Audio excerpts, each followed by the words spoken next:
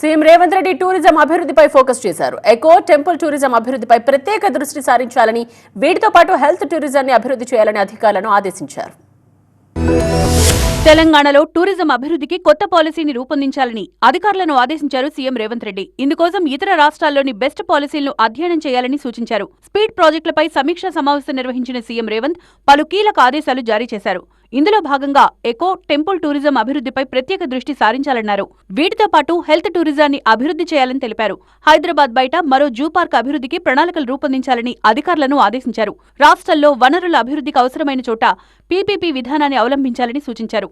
అవకాశం ఉన్న చోట హెలి టూరిజం అభివృద్ధికి ప్రణాళికలు రూపొందించాలి అన్నారు. ఈ క్రమంలోనే యాదగిరిగుట్ట అభివృద్ధిపై అధికారులకు సీఎం కీలక ఆదేశాలు జారీ చేశారు. టీటీడీ బోర్డు తరహాలో యాదగిరిగుట్ట టెంపుల్ బోర్డు ఏర్పాటు చేయాలని తెలిపారు. యాదగిరిగుట్ట ఆలయ అభివృద్ధిలో పెండింగ్ పనుల వివరాలు ఇవ్వాలని, భవిష్యత్ అవసరాల దృష్ట్యా చేపట్టాల్సిన చర్యలపై వివరాలు సమర్పించాలి అన్నారు.